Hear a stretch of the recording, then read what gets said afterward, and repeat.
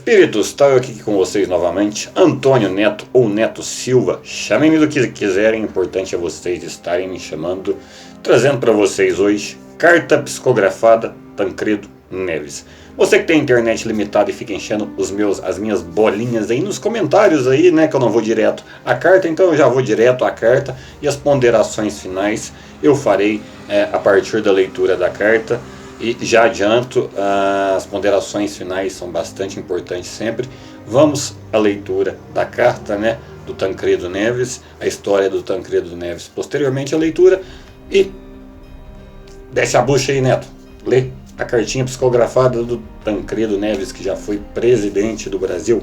Amigos e companheiros espiritualistas da nação brasileira, nosso país passa por momentos incomuns em seu cenário político, econômico e social, mas, sobretudo, por uma crise sem precedentes de ordem espiritual, a qual se faz perceber nos desdobramentos do nosso momento político e na conjuntura socioeconômica na qual estamos todos inseridos e imersos. Não podemos ignorar as palavras de Allan Kardec ao registrar que de ordinário são eles os espíritos que vos dirigem. Sob esse pensamento que traduz a realidade da vida nos bastidores de todas as ações humanas, sabemos que as dificuldades enfrentadas pelo povo brasileiro não são somente da parte daqueles que detêm o poder ou que o veem fugir de suas mãos. Nós enfrentamos, neste momento, um dos casos mais graves de obsessões complexas no âmbito generalizado em nossa nação. O país passa por uma crise espiritual na qual as forças da oposição ao progresso culminaram com a derrocada de valores e conquistas do povo brasileiro, afetando em grande medida as instituições públicas. Tudo isso levando-se em conta que desde os bastidores da vida, espíritos representantes da sombra, das trevas mais ínferas, têm manipulado suas marionetes políticos, homens públicos, empresários e homens do povo, desde as pessoas mais comuns até aquelas que em algum grau detêm poder ou liderança sobre a multidão, e ainda as que formam opinião e são capazes de influenciar a situação reinante, a qual, a cada dia, agrava-se a passos claros. Não podemos desconsiderar que a arma da qual se utilizam os representantes das trevas deste século é eficiente o bastante para minar as forças daqueles que querem acertar, pois formam quadrilha, grupos de poder para os quais é mais importante sua manutenção no poder, a qualquer custo, do que o bem-estar do povo e das instituições que zelam por nosso futuro promissor como nação. Não nos esqueçamos de que, por trás de homens, estão as hostes espirituais da maldade, que fazem de tudo para saquear os cofres públicos, solapar a economia, fraudar, corromper os valores éticos, assim roubando do povo brasileiro o sono de sossego ou a fé em dias melhores. A estratégia dessas entidades consiste, em larga medida, em promover a desgraça daqueles homens e daquelas instituições que ainda acreditam e representam o bem, a honestidade, a retidão de caráter e os valores que nos tornaram, ao longo dos séculos, a grande nação que somos.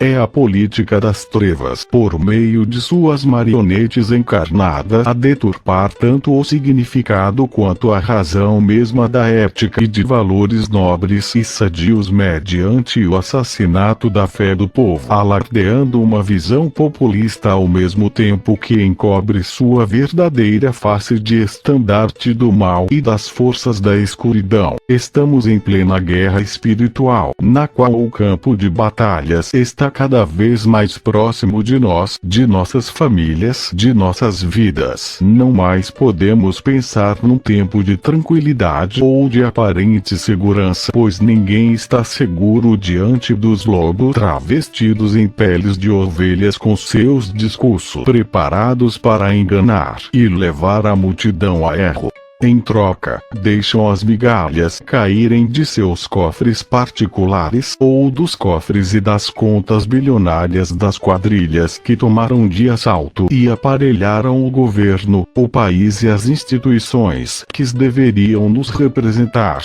Mas não estão sós esses homens que assim agem.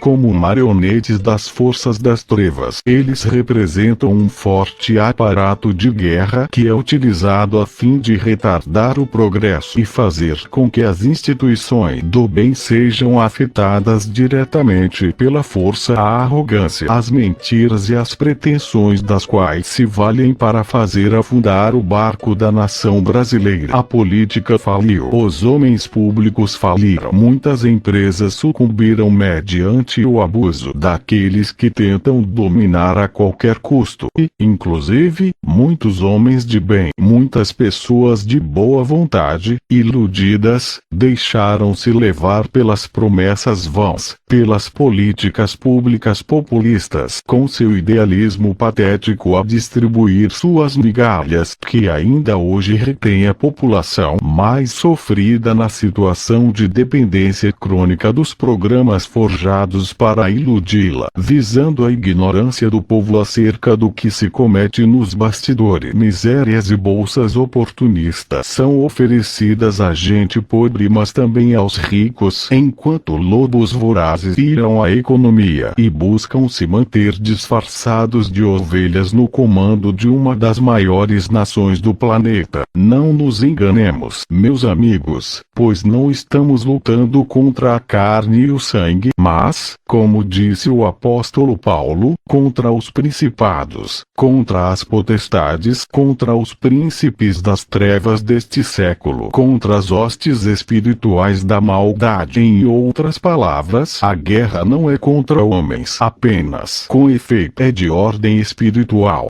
Nosso discurso não é meramente político, mas de convicção espiritual da realidade dos seres trevosos com os quais lidamos. Quem é incapaz de perceber a gravidade da hora, o estiramento das convicções e o assalto aos valores em pleno curso, deve se indagar, honestamente, se sua visão já não está comprometida pelos feiticeiros da hipnose vigente, pelos artífices da derrocada da nação brasileira dos dois lados da vida. Por isso, hoje não nos resta uma alternativa plenamente confiável. Embora vislumbremos a possibilidade de modificar esse panorama, dando um novo rumo ao nosso futuro, se, por um lado, não se apresenta alguém que reúna condições genuínas e plenas de representar a nação e o povo brasileiro, fazendo frente a esta marca da corrupção que avassala desde Brasília até a base mesma da sociedade, isto é, o povo comum, pelo menos nos resta a alternativa de optarmos por uma ética ou, quem sabe, pela possibilidade de mudar, uma vez que o horizonte não nos aponta um líder, ou uma liderança isenta de chances de perpetuar o erro. Ou, mais modestamente, diante do quadro dramático em que se vê a nossa nação, errar menos já seria de muito bom grado diante do extremo a que chegaram os representantes eleitos democraticamente pelo nosso povo, iludido pelas promessas, as mentiras e as ideologias de um governo dos mais corruptos que a história do Brasil já conheceu. Diante de tamanha manipulação mental, hipnótica e sensorial empregada por aqueles que formaram a quadrilha que nos governa desde os bastidores do Palácio da Alvorada até os bastidores da vida, sem dúvida errar menos já significaria grande avanço. Nosso momento é grave, não somente economicamente, mas espiritualmente falando, sobretudo do ponto de vista espiritual, pois sabemos, com um mínimo de perspicácia e observação, que forças ocultas estão em plena concentração na tentativa de afundar o barco da nação brasileira, sobre a qual já foi dito, um dia, que deveria ser o coração do mundo e a pátria do Evangelho. Segundo podemos constatar, o coração está parando, está enfermo e precisando urgentemente de uma cirurgia moral, ética e espiritual, e é raro que um processo cirúrgico não cause apreensão e seja indolor em caráter emergencial. Precisamos nos irmanar em oração todos os que de alguma maneira querem o bem do povo brasileiro. Precisamos pedir a Jesus que tenha misericórdia dos filhos desta terra e das lideranças e dos representantes do povo, mas que também sustente os esforços daqueles poucos que resistem e querem acertar, dos que militam em defesa da ética, da justiça, do desmascaramento dos lobos que enganam e enganaram a multidão num momento frágil de sua fé no futuro e utilizaram do poder de barganha para comprar com promessas levianas aqueles que não souberam e ainda não sabem distinguir entre a ovelha e o lobo. O bando que governa, distribuindo migalhas em troca de votos e popularidade. Quem sabe clamar para que os cidadãos sejam capazes de discernir e identifiquem quem deseja ajudar, educando e objetiva de fato libertá-los da miséria, da servidão, da consciência e da ignorância. Precisamos nos reunir em oração, mesmo aqueles que de alguma maneira ainda se deixam levar pelas promessas que já se mostrarão vazias e pelo idealismo disseminado em nome desta política desumana, que com certeza não tem sua origem nos dirigentes espirituais da nação, mas nas hostes da maldade, nos representantes da escuridão que estão encastelados nos corações daqueles que, em troca do sofrimento do povo brasileiro, tentam dominar e perpetuar-se no poder a qualquer custo. Nosso convite é para orarmos, juntarmos nossas energias e possibilidades espirituais e não somente vibrações, para que nos pronunciemos cada vez mais, que tenhamos a coragem de sair de nossos lares, de ir às ruas, de nos manifestar pelo bem e pelo direito, pela vitória da ética e da dignidade. E não falo aqui a favor ou contra partidos políticos, mas a favor do bem, da justiça e das conquistas de nossa nação, que possamos descruzar os braços, sair do comodismo diante dos acontecimentos, tentando de alguma maneira nos pronunciar a fim de não darmos ainda mais razão ao pensamento de que, se o bem não domina, é porque os bons são tímidos ou fracos. Sem que se ergam os cristãos, como dantes se ergueram perante as arbitrariedades dos ímpios, que culminaram nos circos romanos da antiguidade, sem que nos mexamos e façamos a nossa parte, muito mais do que simplesmente rezarmos e pedirmos ajuda ao alto, sabendo que todos somos a ajuda que o alto envia para agir no momento de crise. Sem isso, se não agirmos e formos proativos, seremos apenas uma voz rouca que, aos poucos, será silenciada em meio à multidão dos que sofrem do poder dos marginais a serviço da escuridão. Seremos apenas miseráveis, escondidos em nossas casas de oração, batendo no peito a clamar socorro, escondidos com medo de nos mostrar em nome da causa do bem pela qual todos deveríamos nos expor e mostrar que, juntos, podemos muito mais. Não se acanhe, não se iludam. Estamos em plena guerra espiritual, e numa guerra onde estarão os representantes de um reino em tudo superior aos reinos fálidos dos homens e dos representantes da sombra. Oremos, sim, rezemos mais ainda, mas sobretudo nos posicionemos em nossas redes sociais, em nosso círculo de ação, em nossas famílias, no trabalho e na sociedade, enquanto é tempo, antes que seja levantada a bandeira da escuridão a substituir a do bem no seio do Brasil. Esteja de que lado estiver, defenda você qualquer ideologia quis defender, qualquer partido político ou religião, saiba que você não está fora dessa luta e, se não se posicionar urgentemente, será arrastado pelo caudal das lutas e provações que já se avizinha da gente brasileira, ocasionado pela política desumana e sombria dos seres das trevas e de seus representantes políticos no mundo. relembrando o pensamento de Edgar Cayce, numa de suas profecias modernas: nenhuma instituição, nenhuma família, ninguém ficará isento de passar pelas lutas e pelas provações coletivas que se abaterão sobre a nação. Neste momento grave de provas a que serão submetidos o povo brasileiro e o mundo em geral. Portanto, em nome do bem, em nome da justiça, em nome da ética e da sobrevivência de nossa nação, dos valores morais e das conquistas sociais, em nome de Jesus, que representa a política divina do reino, convocamos você a se pronunciar, a se mostrar, a mostrar a sua cara e sair do comodismo de sua poltrona, a sair às ruas e gritar, falar, divulgar nas redes sociais que nós, os que acreditamos no mundo melhor, não compactuamos com a situação, a posição e as atitudes de franco desequilíbrio espiritual, social, político, tampouco com o desrespeito como vem sendo tratado o povo brasileiro nos últimos tempos. Precisamos formar um feixe de vara, estar juntos, embora não fundidos, mas, sobretudo, precisamos nos unir no propósito de enfrentar as hostes da maldade instaladas em Brasília e nos bastiões do poder em todo o território brasileiro. A bandeira do bem e da justiça urge ser hasteada e os bons, os que dizem representar o bem, precisam sair de seu ostracismo e mostrar que realmente representam uma política divina, e não a política humana marcada pela corrupção dos valores e da fé. Robson Pinheiro, pelo Espírito Tancredo Neves, na companhia dos Espíritos José do Patrocínio e Getúlio Vargas.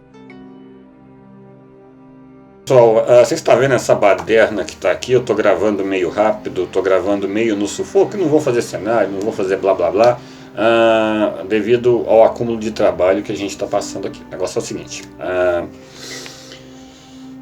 essa história de desmatamento que está acontecendo na política brasileira, isso não existe. A França começa a encher o saco do Brasil, os países europeus começam a encher o saco do Brasil. O grande mal do espírita, do religioso, é estudar. Pouco. Mas não o espiritismo, ou o evangelho, ou a Bíblia. O religioso estuda muito tudo isso. Mas ele não estuda a história humana. Ele não sabe as vertentes humanas. Ele esquece que do humano vem o humano.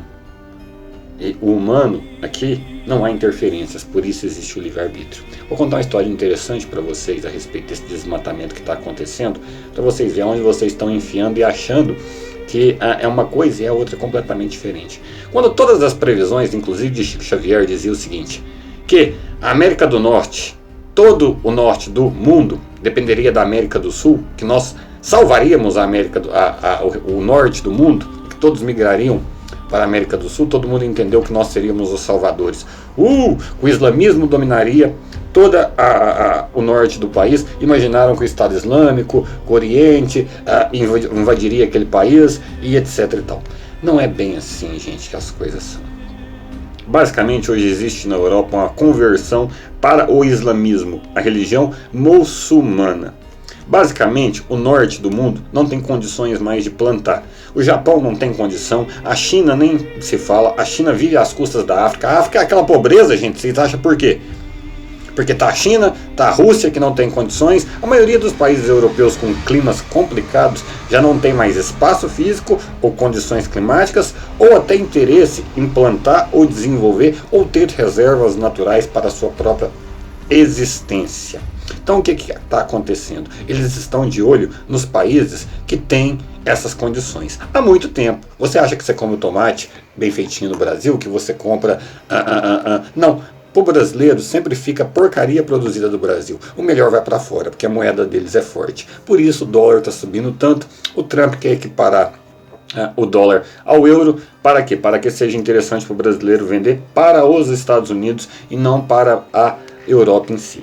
A China e esses demais países são poderes bélicos, poderes militares, que nós não temos nenhuma chance. A África não teve nem condição de respirar. Para vocês terem ideia, gente, historicamente, o Oriente não era aquela porcaria que é hoje. Gente jogando bomba em cima de gente, aquele massacre todo. Muito pelo contrário. Quando você estuda a história humana, você percebe que eles estão em desenvolvimento muito grande. Lembra-se quando você estudou o seu meliante aí do outro lado?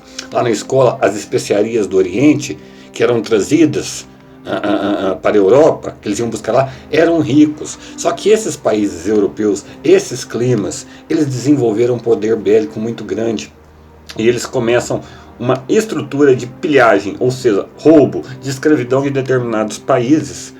A partir dessa época, eles acabaram com o Oriente, basicamente, porque eles não têm condição de estar fazendo isso nos países deles. E vocês acham que eles vão aceitar isso?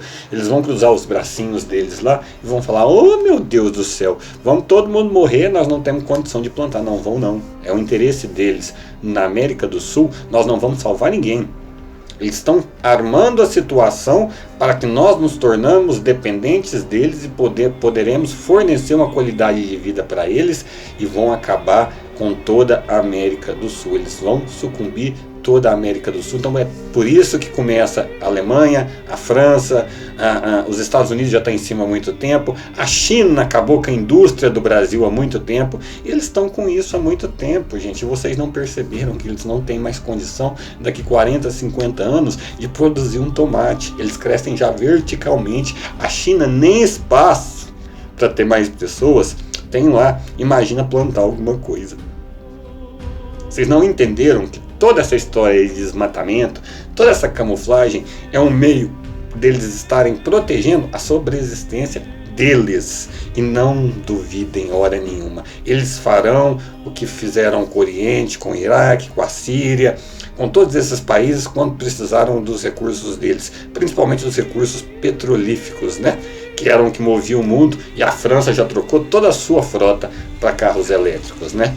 E eles vão precisar dos nossos aqui. Nós não seremos salvadores, nós seremos escravos. Todas as previsões diziam que a gente era salvador, que eles desceriam e etc e tal. Muito pelo contrário, gente. Eles não vão aceitar isso de braços cruzados. Eles estão de olho nas nossas reservas naturais. Eles estão de olho em tudo quanto é tipo de porcaria que nós estamos fazendo no meio ambiente. Eles não vão deixar, porque eles sabem que aqui, a América do Sul, o sul do país, principalmente a nossa região, é uma região produtiva. O brasileiro não tem medo de pôr a mão na massa. O grande problema é que dá para todo mundo?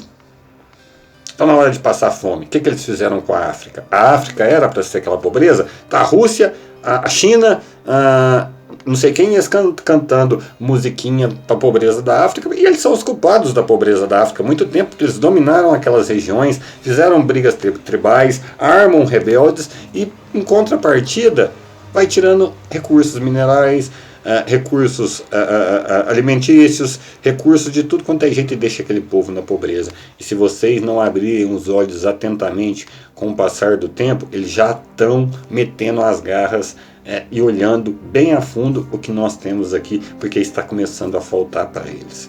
Então isso tudo, gente, é para o espírito acordar, que às vezes você vê muita bondade nas mensagens que ficaram e você ter que interpretar. Não significa que nós vamos acolher ninguém aqui na América do Sul. Não significou essas previsões do Chico que o mundo acabaria no norte e que nós receberíamos o que restava aqui. Muito pelo contrário. Você acha que eles vão aceitar isso? Não vão. Eles vão descer e vão querer os nossos recursos naturais. Tanto que o cafezinho que a senhora toma é uma porcaria, sabe por quê? Porque o melhor café vai para a Europa. A China e a Rússia estão mais ou menos unidos contra os Estados Unidos, Japão, Itália e outros países que já sabem que a África já está perdendo as suas condições de fornecer tanto recurso assim que eles precisam. O povo já está numa miséria desgraçada lá. Basicamente você nem escuta falar mais em África. Por quê? Porque eles não conseguem. O poderio militar desse pessoal é muito grande. Então abram o olho de vocês enquanto é tempo. É necessário sim uma política muito drástica em relação a esses países que estão começando a ameaçar o Brasil indiretamente. Começaram com a Venezuela, né, porque uma parte da Amazônia está lá, e estão direcionando para o Brasil. A partir do momento que o governo que nós tivermos apertar o pé para eles, eles vão pular dessa altura, porque eles não têm condições mais de sobreviver sem os nossos recursos.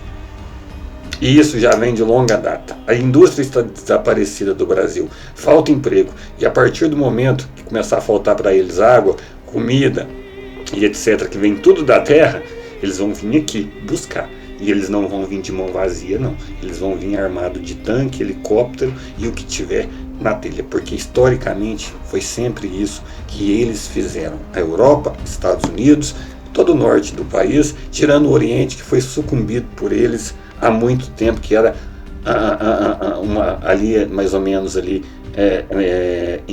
nas conquistas de Roma, na época de Jesus Cristo, uma das regiões mais ricas do mundo, que mais produzia. Inclusive Jesus nasceu lá justamente por causa disso, né, gente? Tinha água, tinha peixe, tinha uma vegetação nativa muito bonita, nem sempre foi aquele deserto e aquela desolação total, e eles acabaram com tudo isso lá. E tem as consequências lá, porque eles precisam sobreviver também. Então comecem a abrir os olhos de vocês, porque eles não têm condição mais de plantar o norte do mundo, não têm condição de colher, não têm interesse em fazer isso, e nós somos agora o alvo. E todas as previsões diriam que isso iria acontecer, mas de um jeito bom. E não vai ser de um jeito bom, gente, porque ser humano é ser humano. Vou ficando por aqui, uma linda carta, uma carta do Espiritismo, uma carta que fala... que dá esperança, uma carta, enfim, aos moldes espíritas, mas fica o meu aviso aí para vocês. Grande beijo do Neto para vocês. Até a próxima, pessoal. Desculpa a bagunça, mas é assim, é rápido que funciona. Até a próxima.